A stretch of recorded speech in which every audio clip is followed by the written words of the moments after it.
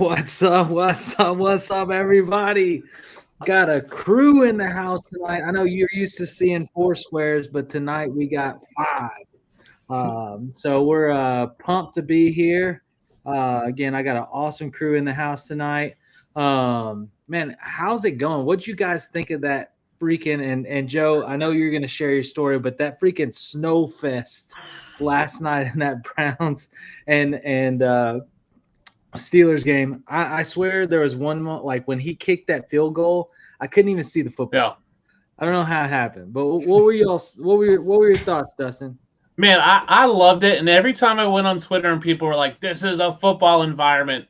No lie. I was like, let me search their tweets to see what they said about the Bills Stadium not having a dome. Because everyone complains the Bills need to put a dome on and Cleveland should have a dome. No, we need the snow games. Like that made it fun. It just made every play, the anxiety went up just a little bit because you didn't know what was going to happen because anything can happen. So someone could slip, someone could bounce. It's just a hard ball. It made it so much more fun. That is football weather, no domes. 100%. Yeah. What's up, everybody? I'm Ryan from Blitz Sports Media. Great game we had last night. And, we got another Jameis Winston legacy interview before and after the game. It's nothing like a great Jameis Winston performance. And it was a great game to watch. Got a good start to week 12, and hopefully we have some great games this weekend. Wow. I wasn't expecting that. I was kind of like Al Michaels, though. I couldn't see where the hell the freaking ball was, so I had to rely on him to tell me where it was, and that wasn't going well. I just waited for the crowd reaction. But nice to see weather actually factoring into a game. It makes it a little bit more interesting. Brian Scott, everybody, the Injured List podcast. Thanks for having me on, Tyler.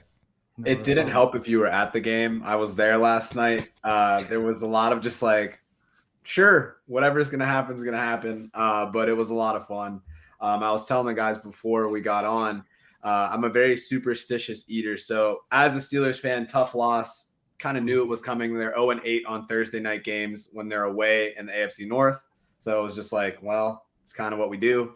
But superstitious eater, I order nachos. Apparently Cleveland nachos are potato chips. 0 out of 10, wouldn't recommend. And it was by far the worst part about it. And the Steelers lost, and I wrecked my car. So that's how disappointing it was. So Joe Frick around the 412 Fantasy Football Podcast. We'll bounce back. We'll survive. And maybe we'll have one quarterback for the Steelers at some point in our lifetime again. That is absolutely awful. Not only did the Steelers not win, you wreck your car, just kill. And then, you wake up to even more great news, Danny Dimes getting dropped like a hot potato, see Brian's wearing the hat. Crazy last, 24 hours. But, the game was fun. I was surprised Russell Wilson still managed to throw for over 200 yards. Didn't quite get the touchdowns we wanted. At least he got one. But it was a good game. I expected the Steelers to get more sacks / turnovers than they did in that game. So I was surprised. The Browns really came.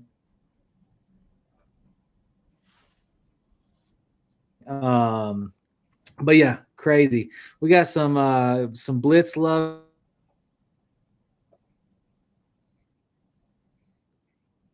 And then Chris saying Steelers stink, Browns money line, raw. You know what though? If you had George Pickens in a fist fight per or point per fist fight, you probably gonna win this week. Right. I know, right? Mathiasen, the snow had no impact. Both teams are crap and were crap. Game plays out the same in Dome Stadium, in my opinion. I do not agree with that. I think there's probably a lot more passing in a Dome Stadium. I was surprised, that they were actually able to pass. Like Russell Wilson was throwing pretty good, towards the end of that game, moving the ball down the field. And I was like, man, it's like in thick snow, it's coming down, the wind's blowing. It's like 20-mile-an-hour winds. And, that one throw where he was like threading the needle to Freiermuth in between, like that throw you see through right in between two defenders, like a freaking bullet. And I was like, man, that's crazy. But yeah, so awesome game. Let's see. Russ has quieted the haters. Love to see it. Me, He really has. too. Me too. I agree. And then you got a little bit, I heard interviews they were talking about, they're like, I think Tomlin tried to get too fancy. Like Tomlin is like let me pound the rock. Let's play normal football. Let my defense hit him in the mouth. That's his style. And then like last night they're rolling out fields in some different, sets, and they're, it was like Arthur Smith might have been it felt like he was trying to do a little too much. Although Najee could not get it going on the ground. You mean you wouldn't have thrown a fade route for the 2-point conversion to Cordell Patterson? Yeah, exactly. It was surprising all the trickery we saw from them, especially since it's the first game they played, and they got to play them again in 2 weeks. I would have thought Pittsburgh would have been a much more bland offense to kind of save some of that trickery for 2 weeks from now when they maybe need that game a little more. So I wouldn't throw that fade to Cordell Patterson on the 2-point conversion. I do think the snow and the wind affected Russell Wilson a little bit. Like he couldn't take those moon shots because once you get that ball up there, the wind really starts to whip. And that's why he was doing the dink and dunk underneath stuff. So definitely had an impact, but it was very much not a Steelers type game. You're right. Najee Harris couldn't get going, but Jaylen Warren could. So that's going to be interesting to watch next week and going out the rest of the season. Yeah. Chris said, anyone seen TJ Watt recently? He wasn't getting done in that game. Only on Peloton commercials. Yeah. So, there was a lot of TJ Watt commercials. That's really funny. So this show it's a Q&A show. This is sponsored by the Fantasy Sports Advice Network, and we are here to answer your fantasy questions going into week 12, which for most people is like a gotta get it done, or there's no longer much wishing and hoping, at this point. Like you got to make it happen. It's time to roll. And so we're here to help. Drop your questions in. And I'm going to throw this one over to you, Ryan, because you're being quiet over there in the little corner that is the new screen. Matthiasen coming in and saying, Rome, a top 10 wide receiver play this week, which is, he says some positivity for you. Matthiasen is typically, when he's in the chats, very negative, very hateful. Like his middle name is probably Hater, but that's okay. But so it's got some positivity. Are you in on it? Is Rome a top 10 wide receiver play this week? Top 10 is a little high for me personally. I think Rome could definitely be a low-end wide receiver 2 play this week against the Vikings, considering the bye weeks that we have going in. We got 6 teams on a bye. The Vikings provide one of the best matchups to wide receivers this season. I think Odunze, he has a good target share in this offense. He had 10 targets last week, and Thomas Brown's first game as the OC, so it looked pretty good considering that. But I don't see him as a top 10 play, top 24 play. I could see that.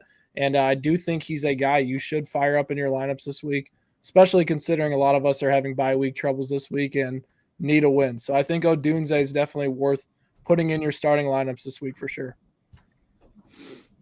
All right. Keep on moving. We got Jason Ortiz says, will you start Ertz or Schoonmaker this week? Already starting Eckler, Redskins D, and Redskins kicker. Didn't want to start 4 Redskins. What are your thoughts? One, we can't refer to them as the Redskins anymore. That is yeah. Tyler, congrats. You just got canceled, bro. I know, right? Look, I'm not. Do I have anything? Don't care. We'll leave that alone. But the name of the team is the Commanders, whether we like it or not, whether we agree or not, or whether it will change in the next year or two. Who knows? But for now, it is the Commanders. Who you starting, Brian? You going with Ertz or Schoonmaker this week? I'm going with Ertz only because I had him last week, and he actually did pretty good for me. Scored a touchdown, I think. Had double-digit points. I'm going to go back with him while the going's hot. Anybody different take? I think Schoon's a solid player, actually.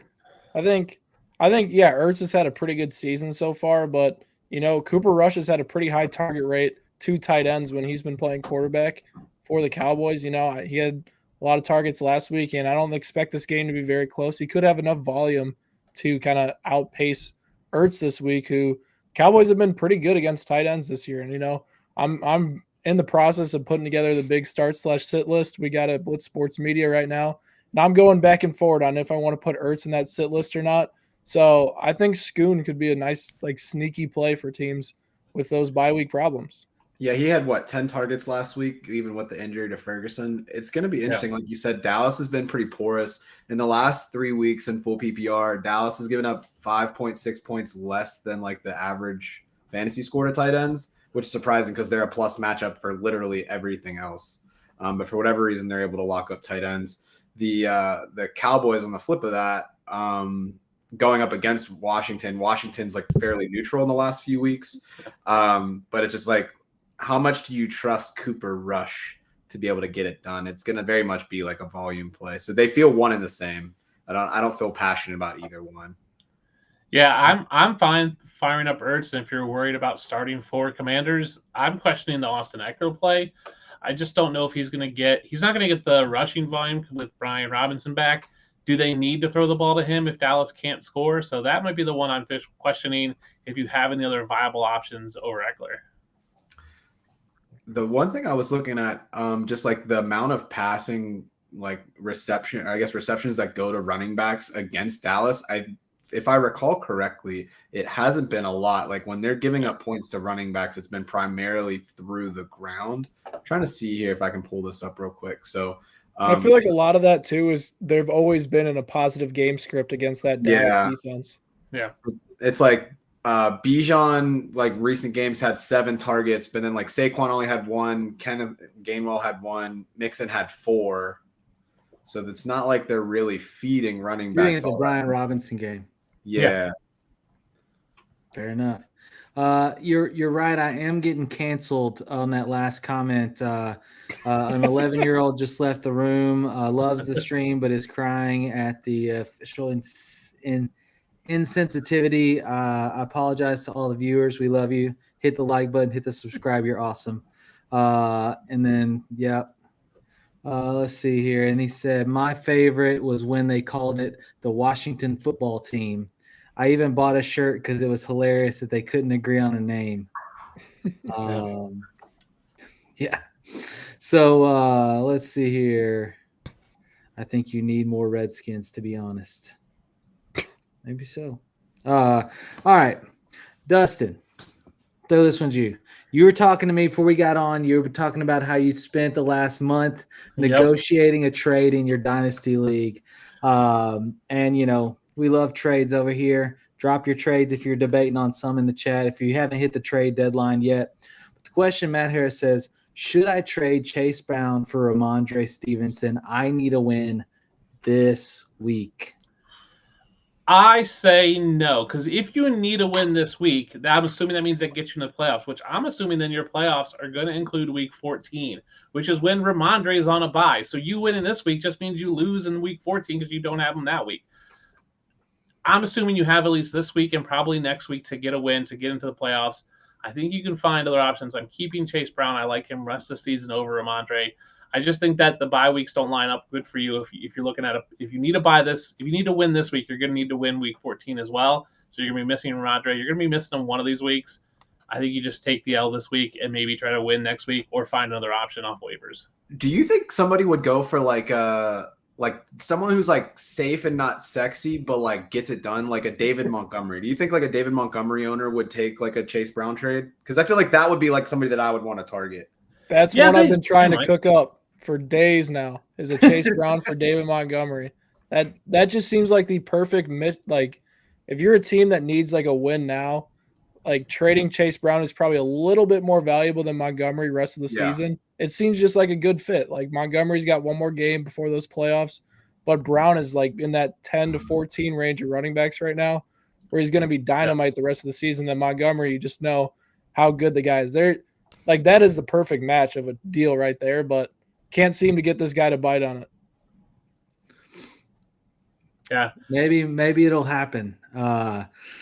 Monty would be good. I would like that trade. I think that's a good call. And I think I'm at least looking for that level. Ramondre's been pretty inconsistent. At least I think I want that kind of level from trading Chase Brown. So we got a resident injury expert in the house, and to everybody's disdain, Purdy is going to be out this week, and we are going to see the Arkansas Razorback of old himself. Brandon Allen is going to play quarterback this week.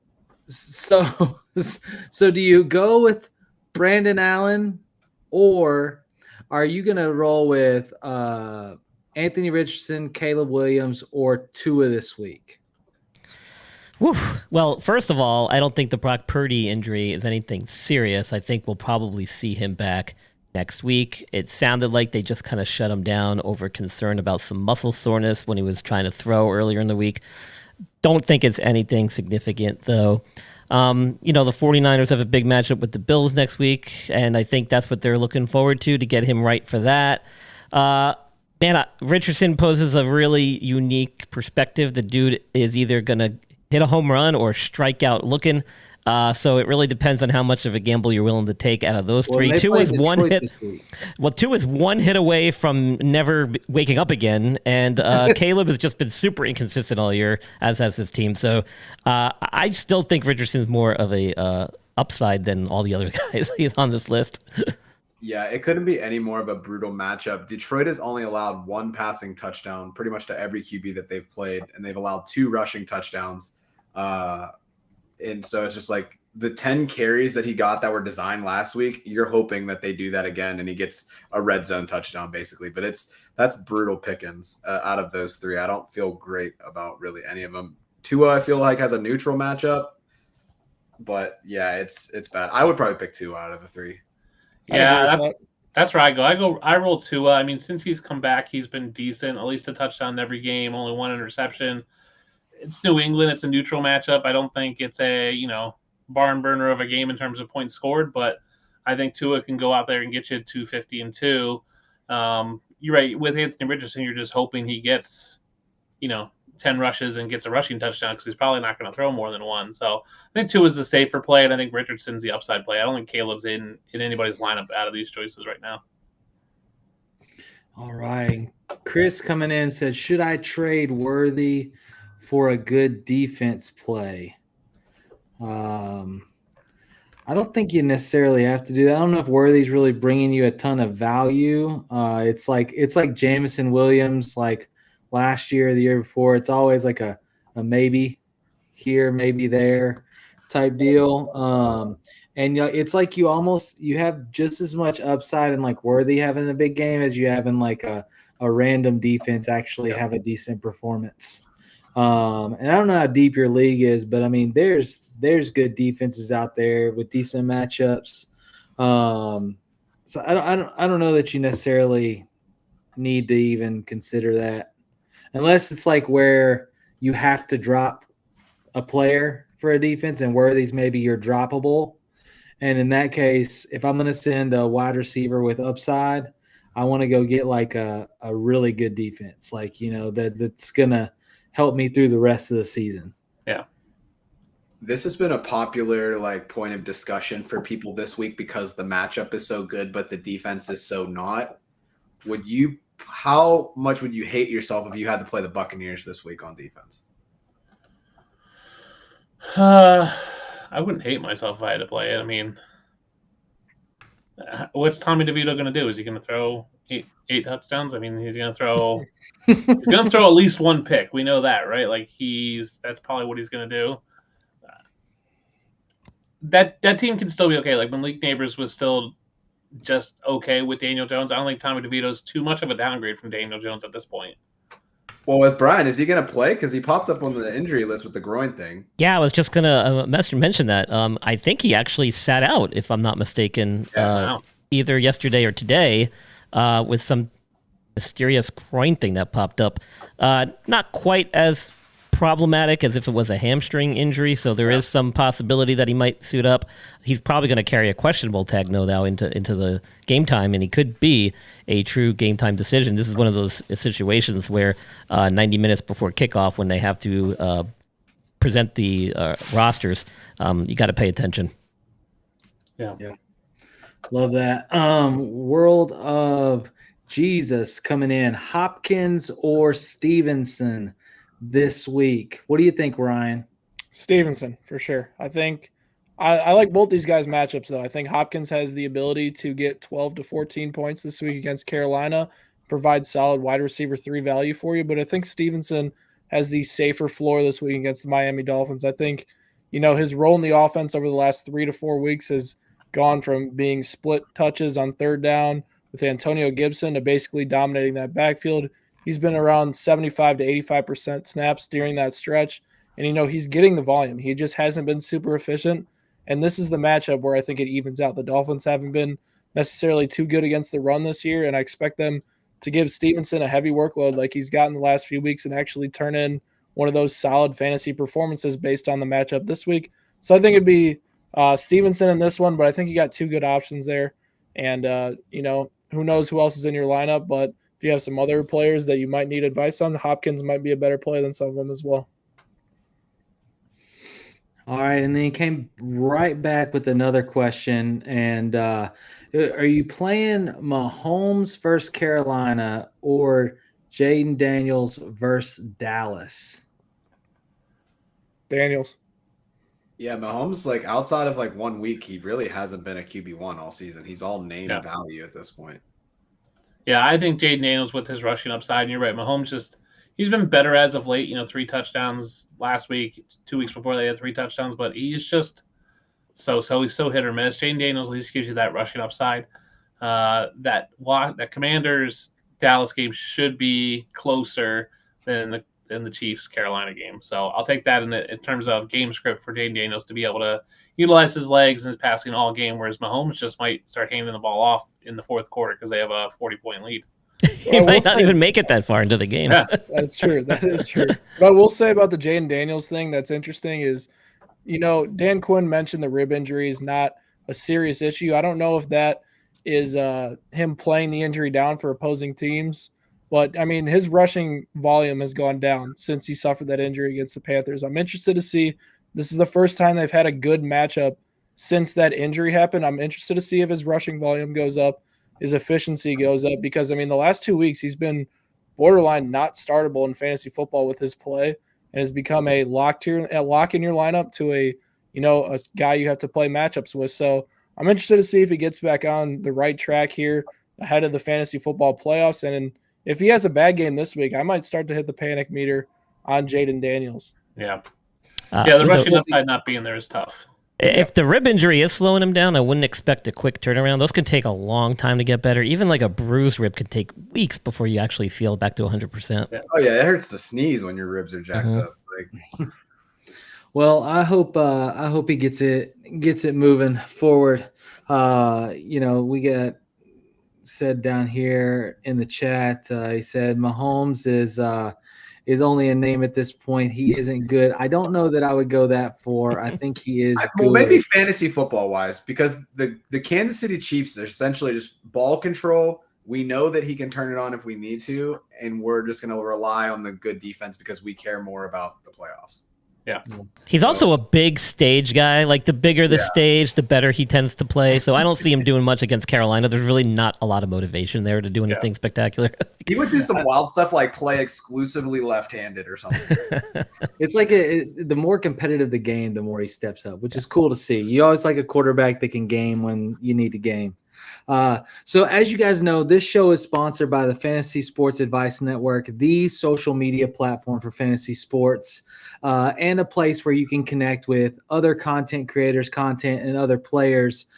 So during the show, we always take a section to just pop over there and answer a question or two from the Advice Network. I know you guys' questions are popping in the chat. We are going to hit those, so keep dropping them. But we're going to hear a word from our sponsor and answer a question over there. We are here. We are here. FantasySportsAdvice.com, offering the best fantasy sports social media platform. Why join endless Discord communities or the trolls of Reddit? Fantasy Sports Advice is a community designed to help you win with 24/7 support. Go to FantasySportsAdvice.com and become a pro member for unlimited access. Again, go to FantasySportsAdvice.com today. All right. So over on the FantasySportsAdvice.com, we got we have a question coming in from Texas Trojan 2004. And, at this point in the season, we're starting to get into dynasty land and questions of punting, moving on to the next generation, next week, next season. And he says, I'm one game back and should win out, but I need someone to lose. So he's like on the tier of a playoff berth or not. I have the tiebreaker. He's going to win one game is about 60% according to sleeper projections, to win another about 51%. Do I trade my first for Kamara? I'll need him if I make the playoffs. If I miss the playoffs, I'm essentially trading the 1-6 for Kamara. Should be competitive next year as well. So in this situation where you're right on the cusp and, it sounds like you're maybe even like on the other side of 40% out, to make the playoffs. Are you dishing the 1-6 for an aged running back like Kamara that's obviously performing out of his mind this season for the most part? Or are you hanging on to that and trying to make it happen? What move are you making here? We'll start with you, Dustin. No, I'm not trading the 106 or your first round pick. Listen, Kamara is good, but he's not like a top 5, top 10. I mean, is he a top 10 running back? He might be borderline that. The age bothers me because you just don't have a lot of future with Kamara. I think his contract, I'm looking up right now. I mean, they could let him go this year. What's that? Didn't they sign him to an extension this year? He has. Well, he's under contract for the next 2 years, but they can get out and save some cap. He's like the only player the Saints can get rid of and save cap money because they're just cap hell.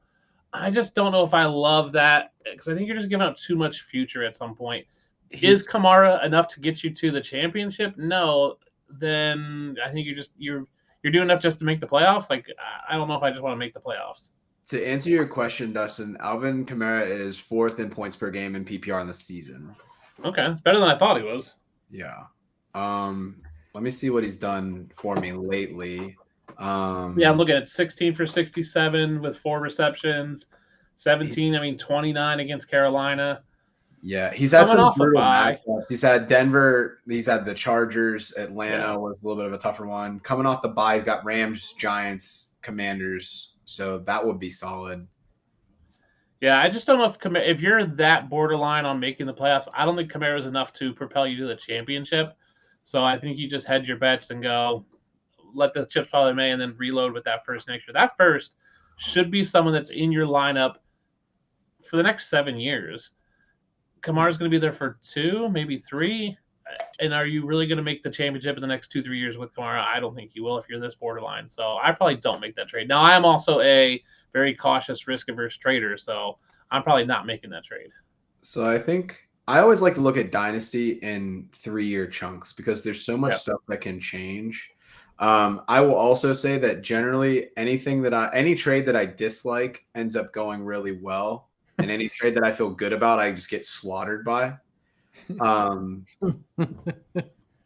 I wouldn't put a lot of weight into what sleepers projections are to determine whether or not you make this move. Yeah.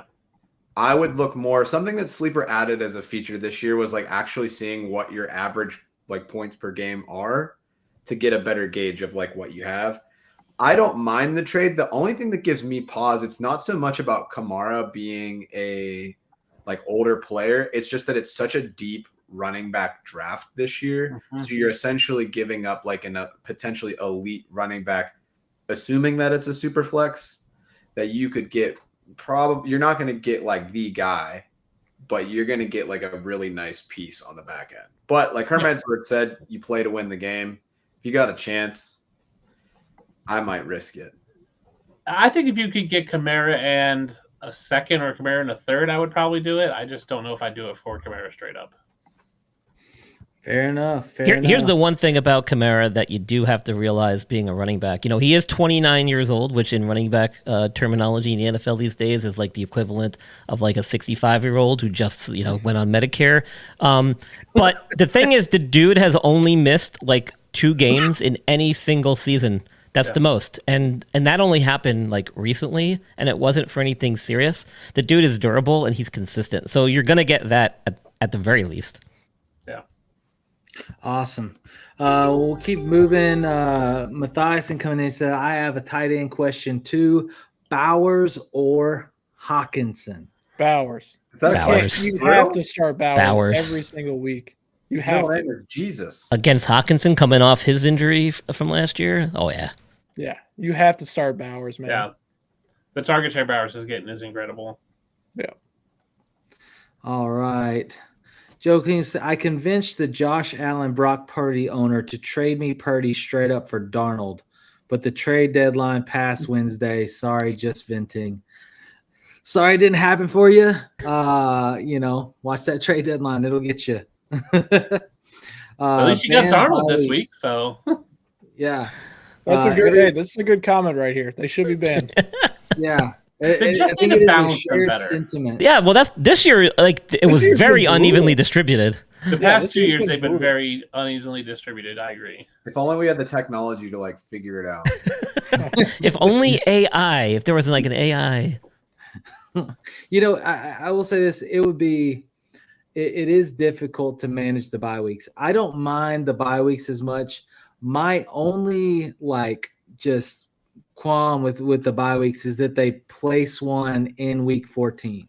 There's a lot of fantasy playoffs or a lot of make or break games that are happening in that. And I think these bye weeks should happen more in the, you say that center, but more in the center point of the season. Like I want to see them happen between weeks, 8 and 12, spread between the team. If we're going to have 4 teams out a week anyways, we need to kind of spread it out in those mid-tier weeks of the season. That's always a pain, especially if you're in like any of the big time charity leagues that often have players right there in the playoffs.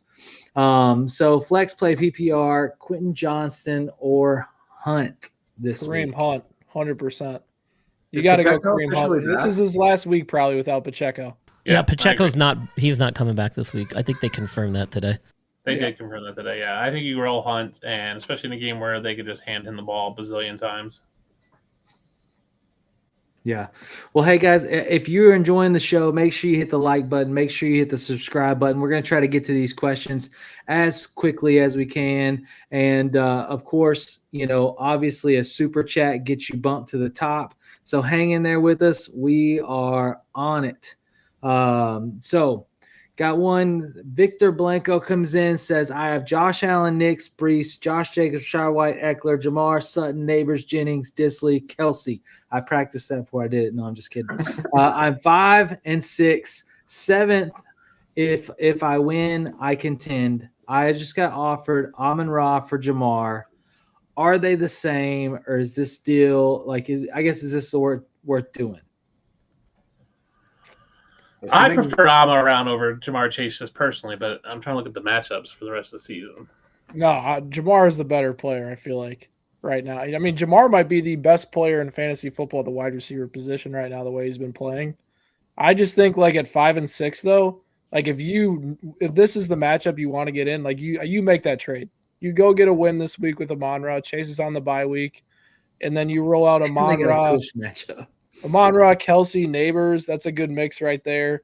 You got Brees, Josh Jacobs. Well, Brees is on a bye too. You got Jacobs, Rashad White, and then Bo Nix at quarterback this week with Allen on a bye. That's a solid lineup you roll out there. You give yourself a chance to go to 6 and 6 and give yourself a fighting chance. But 5 and 7, that's tough. That makes it a really tough situation for you. Yeah, you got to win. Got to win. Yeah. And I mean, even he says, or just bite the bullet and whatever happens, happens.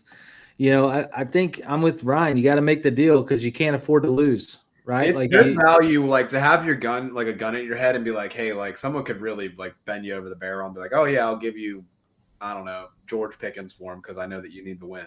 Like, so to get I don't think Amon-Ra and Chase are the same, but that's as good of a value as you're going to get when you don't have the leverage on the trade. Yeah. So we got a question coming over from Twitch. Veets Skeets says, "Hey guys, unfortunately Purdy is out this week. We talked about this, but I have Darnold and Stafford to choose from, and I have no idea who to go with. I did see Darnold pop up on the injury report or as questionable. So Brian, maybe speak to that. What are you thinking? Is Darnold a risk play? Or is it even matter? Are we rolling with Stafford with all those weapons that he's gotten back and obviously using?" Yeah, he popped up with some weird injury like a couple of days ago, but then I think he was actually removed from the injury report today. So it sounds like he's good to go. Whatever that was might have just been a fluke thing. But we're talking about the Panthers, right? Minnesota has Chicago this week. Oh, I'm sorry. Why did I think he was on the? Who did I talk about? Chicago's got a good D. They do. And Stafford against the Eagles.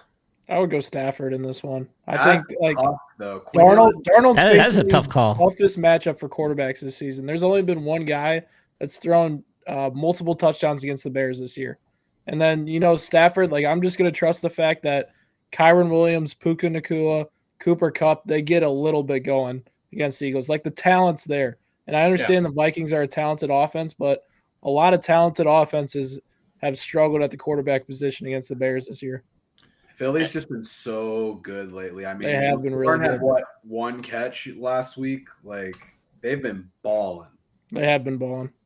I'll still take Stafford. At some point, Darnold was a backup for a reason. Yes, he's having a resurgence, but at some point he's turning back into a pumpkin.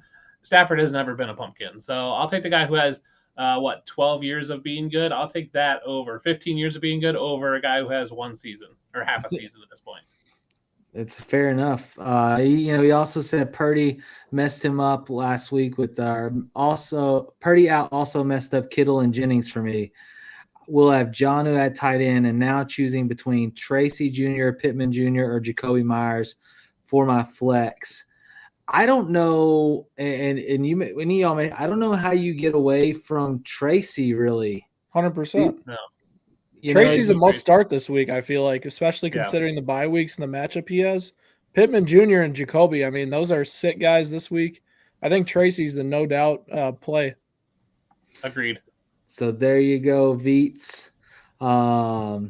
So Quincy Jones coming in, Kyler or Herbert, PPR, and then so we've got a couple here. So first, Kyler or Herbert? I'm going Herbert.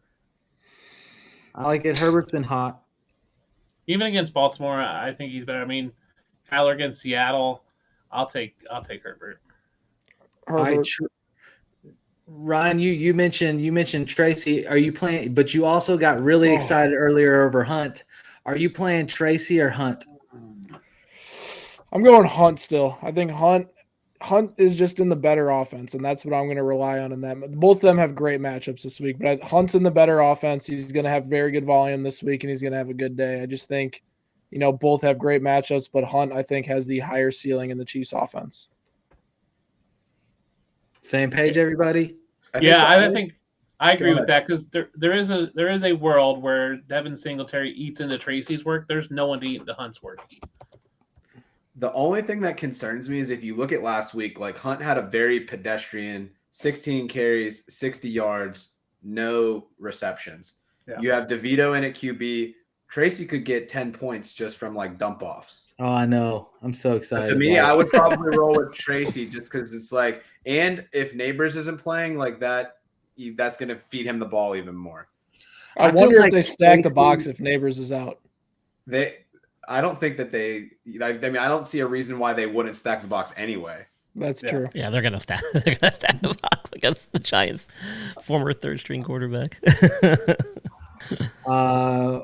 And then the last one, start one, Jennings, Downs, Debo, or MHJ, Marvin Harrison Jr. That's a toughie, I think. So on our show, we do an only fantasy prediction of the week. Marvin Harrison Jr. was my only fantasy subscription for the week, so I have to, by default, select him. He's got the good matchup, had the bye week to kind of work out his kinks. They haven't really utilized him as much as we thought that he would going into the season, But I think getting that extra time with Kyler, assuming he wasn't Call of Dutying it, I think he has a pretty big week. But I would say if not him, probably Jennings, because Jennings has been balling too. So San Francisco is playing with Brandon Allen at quarterback. So you got Jennings and Debo playing with a first-time starter this week. Downs, A-Rich against a horrible matchup. It almost has to be Marvin Harrison Jr., but if I did have to put in a debate with a Brandon Allen at quarterback, I think that favors Debo over Jennings as more of a utility player and playing in the slant, or sorry, in the slot. Sorry, I'm thinking about slant routes. Playing in the slot. Michael Thomas just perked up and he doesn't know why. Yeah, I know, right? Playing in the slant. He's like, that's my career. But no, that's the only thing. I think Marvin Harrison Jr. And then if you just don't like that, maybe Debo underneath that. Yeah. And this one's for you, Dustin, because I know you love Chick-fil-A. Actually, I don't know that. I'm just kidding. He said, did they make Chick-fil-A sandwiches more spicy? The spicy chicken sandwich, I don't think it's more spicy. I think it's just probably your tolerance to spice. I haven't had a spicy chicken sandwich from Chick-fil-A. I do love Chick-fil-A. It is expensive, though. So that's a good call. I don't think it's more spicy. I think it's just your tolerance to spice. So maybe work your way up to it. Hey, to save yourself some coin, you get the regular sandwich, then you add the pepper jack cheese. It's cheaper, and you didn't want the vegetables anyway. Yeah, who likes vegetables? Are gross. I don't know if that has anything to do with it. It's just a spicy chicken sandwich. Is it spicy fried or not spicy fried? No. You're thinking club. He's all cultured and stuff over here. He's getting lettuce and tomato and bacon and everything else. Hey man, my wife is pregnant. We be eating out all the time. It's great. We're over here with fried chicken, a bun, and one pickle. That's your Chick-fil-A sandwich. All right, keep rolling. Let's see. Cam Cummings coming in. I have a lot of buys this week. Sorry, a lot of people are in the same boat when they need it the most. Half PPR, I need a flex start. Josh Palmer, Mark Andrews, or Michael Wilson. Yeah, just get ready for next season, bud. Oh my God. You got to give more hope than that. I'm starting Chig in the league. Okay, we got sometimes you got to pull somebody deep out of the box and just hope it works out. So if you got a dart throw in these three that you're gonna, maybe you get a touchdown, maybe you get 4 receptions for 35, 40 yards, just to where you have a reasonable spot stick, right? Like, who are you playing? There's only one guy on this list that's done that this year, and that's Mark Andrews. It's pretty consensus pick there. Yeah. All right. I had someone ask me today, Will Levis, DeVito, or Cooper Rush, and I almost just found a new sport at that point. Oh, you guys want to do something fun about Will Levis? Give me a second. I'll be right back. Oh man. Oh boy. I'm scared. No. The thing is, I'm so nervous about what is about to happen. Oh no, I know what it is. I know exactly what it is. I already know. Like, ladies and gentlemen, Will Levis live. No, it's cologne. I'm going to leave it at that. It's cologne. I guarantee it's cologne. We're all waiting in anticipation. Hit the like button. And Dustin's gonna show whatever it was he just went to do. I've been meaning to open this and smell it. I haven't done it yet. Oh my God! This is the Will Levis Mayo perfume. I told you. This nice little box. Male perfume. It's Mayo perfume from Will Levis. Yeah, mayonnaise. Because he puts mayonnaise in his coffee, right? This is mayonnaise perfume. This is how you know I spent too much time on Twitter. Yeah, it's Will Levis number 8, made by Hellman's. Perfume de mayonnaise. No way. You guys ready is for this a joke? No. You got to do it like Elf when he eats the fruit spray. Oh boy. This isn't that bad. Bro, if you just saw your facial response to that when you took a sniff, it was priceless. Like, it was like but you didn't mean to. That's incredible. It's mayo. So I will say this: it's better than the Cheeto perfume. Oh God. I have yet. This I got the other day. This is the Annie Ann's Need perfume, which I haven't opened this one. Well, let's open this one too. By the way, disclaimer, I don't recommend from a health care point of view, I don't recommend you inhale these. They are potentially toxic. All right, I got to get this one open. I can appreciate that, Brian. They're probably they're definitely toxic. Yes. Just They can't be as bad as those like things that teenagers are like basically hitting puffs of, like the can. all right. We got to keep moving as we go through the perfumes because Daniel Maldonado from Mexico probably doesn't get that. Oh man.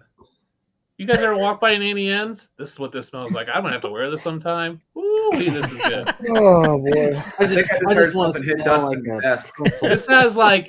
This has hints of like salt and butter and sweetness. That's where it's at. Oh my God. All right. So are you dropping pits for Laporta this week? Are you dropping pits for Laporta? Pink waving hand, pink waving hand, pink waving hand, pink waving hand. We got assuming this is like a bye week thing, right?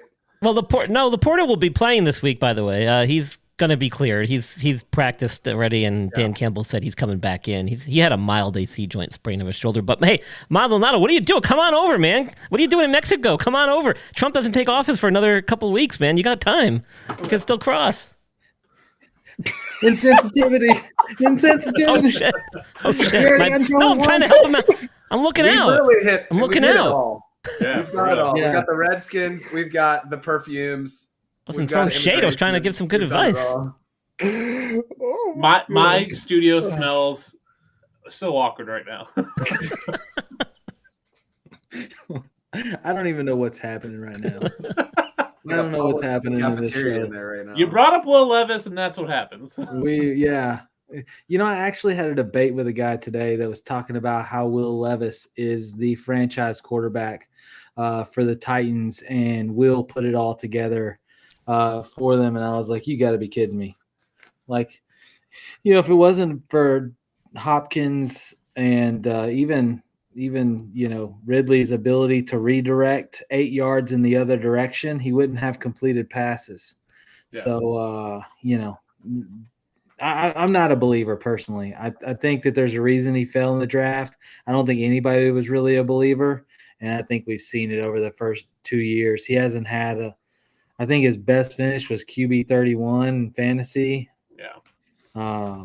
Just not it. But Nashville loves him for some reason. I don't know. He's when you meet him and talk to him, he's a very engaging, very very fun guy to just talk to. He's kind of down to earth, but he's also just commands the room, which I think is very interesting. I was at the draft, and when he was talking, like everyone was listening, whereas like when Bryce Young was talking, no one seemed to give a damn. So Will Levis definitely, I think he can turn it around. I still have high hopes for him. Obviously, I got his perfume, so I got to back him a little bit. Well, you're getting a little love. They said you're an interesting guy. Thank you. I don't know if that's good or bad. Well, he's going to become Will Levis right in front of our eyes because that perfume is like when you spray the symbiote there from the Avenger movies or whatever. I need more food brands to make perfume so I can add my collection. I've had that Cheeto one for about 5 years now, and finally we got Will Levis and Annie Ann's. I had to beg Annie Ann's to get me one. Man, save some pussy for the rest of us, Dustin. I'm gonna go upstairs. My wife's gonna be like, "What is that smell?" I'm like, Annie Ann's, baby. Annie Ann's and mayo. All right, so Jeremy coming in, 8-team league dilemma. With all these stacked teams, I need to pick one quarterback from Kyler, Nix, or Love, and I have to fill 2 wide receivers, 2 running backs, and a flex. I need the best lineup from A.J. Brown, DK, Evans, CMC, Kyron, and Tracy. So let's start quarterback. Today, right? Say what? They ruled out Devonta Smith today, right? Yes, he's out. Yes, they did. Evans is back though. Let's start quarterback. Kyler, Nix, or Love. Hit it. Bo Nix. I think Bo Nix is the option this week. Bo Nix is. Look, you guys might call me crazy. Kyler Murray's been on a heater. Jordan Love obviously been struggling a little bit. Bo Nix is trending in the right direction, and that matchup against the Raiders, it's gonna continue this week. And I really do think Bo Nix here, very matchup dependent starter, I think at this point. But I mean, his production on the field and in fantasy football continues to trend up. I fully expect that to happen again this week. I think Nix is the option. Although Kyler's been great, I definitely think that Nix is the guy. Fricks for Yeah. next baby. I love it. I'm going with Kyler. The first game against the Raiders, Nick said 206 for 2. He ran 8 times for 9 yards and 1 touchdown, so that kind of helped him out. I just worry that Las Vegas might have more tape on him now after playing him once. He might have a down week. He is trending in the right direction. I think in Dynasty I'm trying to get Bo Nix, but I think I'm going Kyler this week. He's what, QB7 right now? Yeah, QB7. Sounds Yeah. about right. Okay, so it's a mix between it sounds like Love's out. You got Nix and you got the Kyler corner there. So, hopefully that was a little context to make your decision. And then 2 wide receivers, 2 running backs, and a flex. So let's start with the 2 running backs. It's going to be between CMC, Kyron, and Tracy. Who are you? I mean, you have to play CMC. I feel like. Dude, you're right with your dogs there. You ride with the 2 top 8 guys in the league at fantasy football running backs. Like, I know Tracy has a great matchup, but we know how good Kyron and CMC are.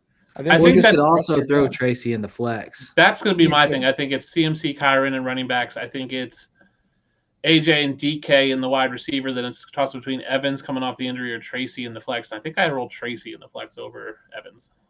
I'm interested to see if Evans plays more than like 50% of the snaps this week. We even saw with Nico Collins coming off of a similar injury, only play 47% of snaps last week. Yeah. It'll be interesting to see how much his workload is. And I don't think a lot of us are expecting this Bucs game and the Giants game to be a close game. I think a lot of people are expecting a big spread in this one. So I'm not sure I see Evans playing enough snaps to be startable over a guy like Tyrone Tracy this week. I was going to bring up Nico Collins as well, especially if the Bucs get up, they're going to pull Evans out to kind of save him. So I think he's the one I'm sitting. Evans has got a few more years on Nico Collins coming off a hamstring injury. He's already missed like 3+ weeks, and then he claims that he could have come back a few weeks ago, but I highly doubt it. He just returned to practice this week too. Maybe he got some limited action last week. I'm not so sure. But at 31 years old, given his injury history, the more recent years, I'm not so optimistic he's going to be available for an entire game, like you said, Ryan, if he does come back and play. Plus, he's like one quick muscle fiber twitch away from another hamstring injury. So it's like, you want to take that chance with the roster you have? I probably would not put him in the flex and rather put Tracy. They said something really interesting about Mike Evans today, too. They were like, he will go for as long as he can, but when he gets winded, we're going to give him a break. Well, that's like a weird thing to say. Yeah, it is a weird thing to say, and that's what goes back to what Ryan was saying about his usage being 100% in the game. I mean, he's probably going to have lost a little bit of conditioning just because he hasn't been able to go on a full practice tilt since the injury, and then asked to suit it up on a Sunday, coming off a hamstring at 31 with his injury history. Like I said, not a good combination to expect a huge performance out of him first game back. Yeah, the full quote was, we'll play him as long as he's healthy and fresh. If he needs to be in there, he'll be in there, but we'll get him out when we have to. Yeah, that doesn't sound very confident in a guy being 100% from a hamstring injury a few weeks ago.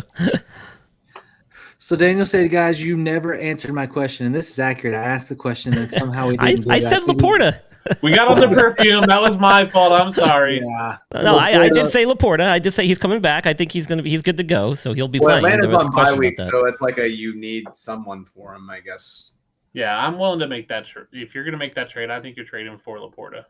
All right, Lucius, evening, guys. Go with Geno this weekend or Richardson. I think we've already all laid out our disdain for Richardson. Does he even have upside enough to be played over Geno? Question mark. Arizona's defense has been pretty good lately. I mean, they've played the Jets, the Bears, and the Dolphins, so it's not like a hot matchup, but their defense has been a really tough matchup. So it's not that different if you're comparing what Detroit is giving up in the last 3 weeks to Arizona, and I think that you have more upside with Richardson. So I probably would roll Richardson out of it too. Look, this is the stat that's interesting about this one. Arizona in their last 6 games only had one quarterback go over 14.7 points. Right? And we think Geno has a safer floor than Richardson. I don't know. I mean, Richardson obviously has had his struggles this season, but last week showed us, maybe the accuracy is there. That's the biggest thing with him. His accuracy is in. Like, he can be an option. Obviously had more goal line touches. And who knows what we're going to get in garbage time in this one, because this is going to be a 2-score game. I don't know. Geno has a horrible matchup this week, and I think I'm riding Richardson too. I'm going to go Geno. I think there is potential for that game to be kind of a shootout. In 3 of the last 4 games against Arizona, he's thrown 2 touchdowns, so I'll take that. I'm on the Geno side too. I just have this gut feeling Brian Branch is going to take one back to the house. And then the other side of that is, this could be one of those games where Anthony Richardson, has 40 rushing yards or even 50 rushing yards, and that's what saves his day. But he may only complete 7 passes all game. It's going to be 7 passes, 3 touchdowns to Alex Pierce. No, that's not going to happen. Good thing of the Lions actually have decent coverage over the top. Yeah. Says I'm 6-5, need a win this week, or maybe miss the playoffs. Should I trade Drake London on a bye for Jonathan Taylor? I'll answer this one. I think it depends on your situation, and it really does, because Jonathan Taylor has that week 14 bye, which is still going to come in your schedule. You're 6-5 right now. You can technically afford to lose maybe one more game and still be in that mix.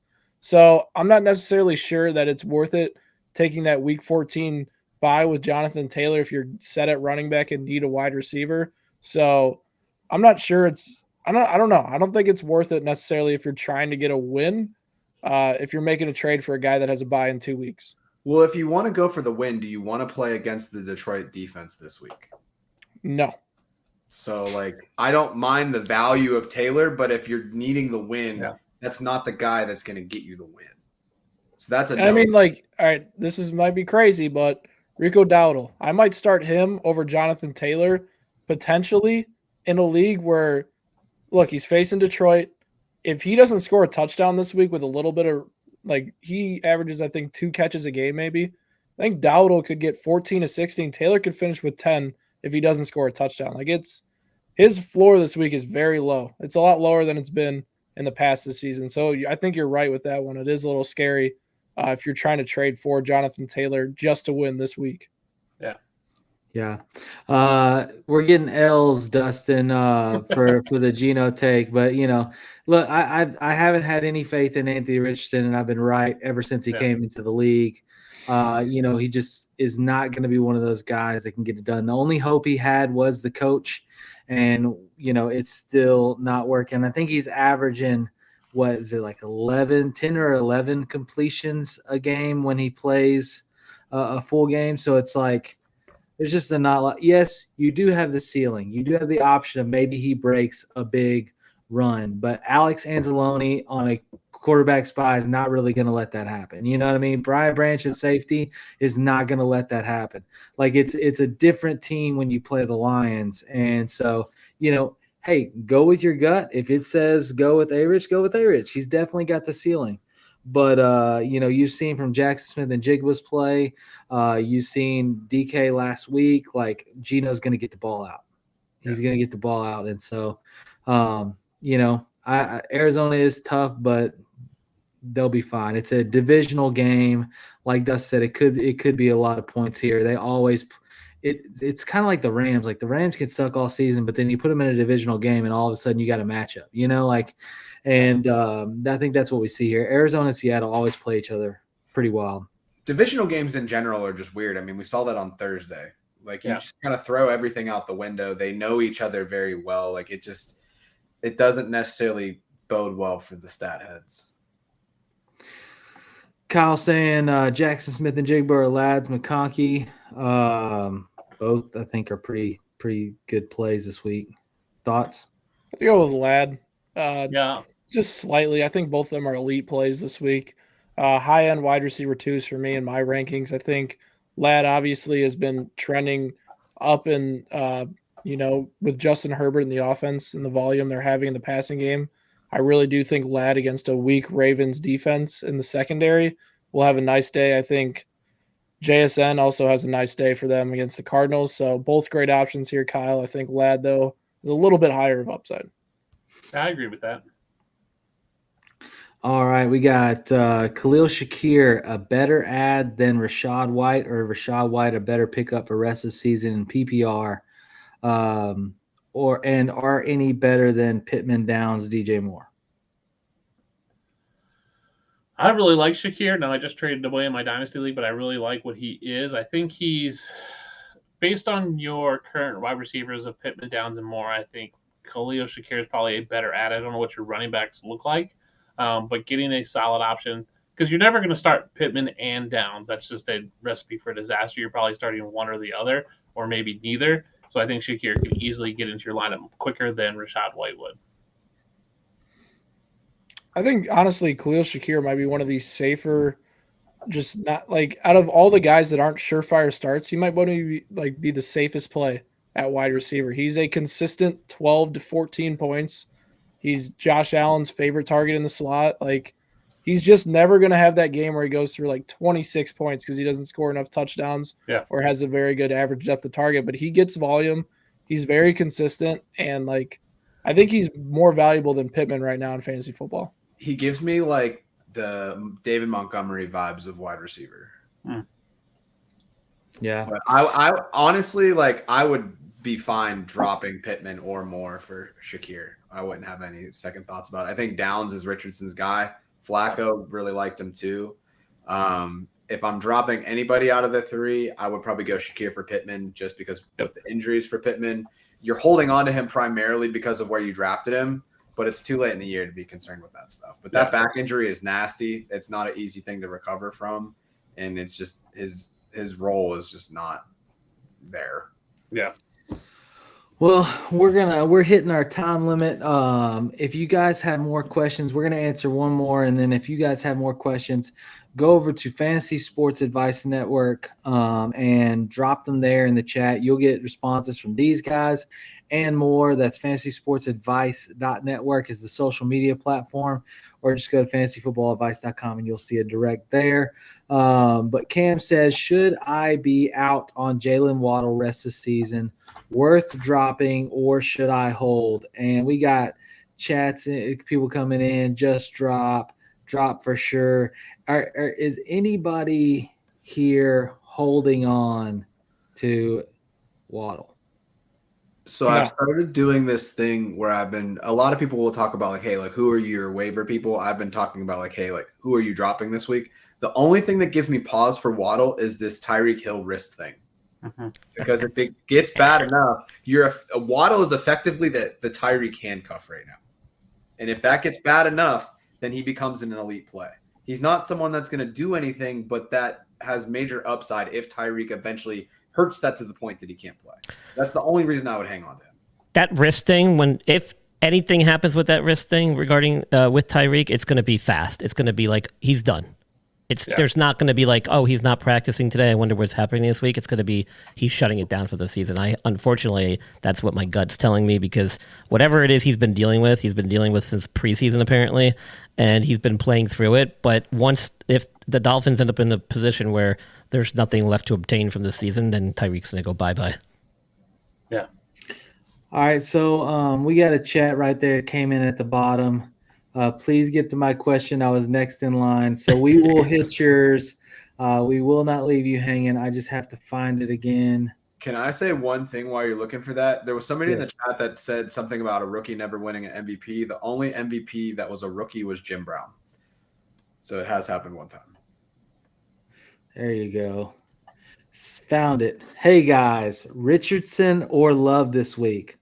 Also, do I start Bucky over Marvin Harrison full PPR? I'm going Love, and I might swing for the fences and just go Bucky. I think Love and Harrison probably is the play for me. I don't know. I think Bucky and Marv are great options regardless, but I think Marv has a little bit higher of a ceiling this week compared to Bucky just because he's going to be splitting. And I think Love is a safer play at quarterback. We talked about Richardson. We don't feel necessarily comfortable with him. So I think Love has a better matchup compared to comparing him with Geno. So I think Love's the play over Richardson this week, and I think you go Marv as well at flex. I'm on that same page. Love and Marvin Harrison Jr. for me. Anybody else got a different take? No? Awesome. Well, look, thanks for everybody tuning in. Make sure before you head out, hit that like button, hit the subscribe. It definitely helps the channel, and we are super appreciative. Thank you, everybody here, for for tuning in. You know, or being on the show with us. It's always fun, and I appreciate the guests. Loved all the questions in the chat. Avery, give us love. Cheers, guys. Really appreciate it. So, yeah, again, if you have any other questions, go to fantasysportsadvice.com and go to our social media platform. You can sign up. It's free to sign up. You can drop your questions there, and there are tons of active users that are happy to answer. So, again, appreciate you. We will see you next week, 9 o'clock Central Time with From the Forum. Y'all have a good night. We are here. FantasySportsAdvice.com, offering the best fantasy sports social media platform. Why join endless Discord communities or the trolls of Reddit? Fantasy Sports Advice is a community designed to help you win with 24/7 support. Go to FantasySportsAdvice.com and become a pro member for unlimited access. Again, go to FantasySportsAdvice.com.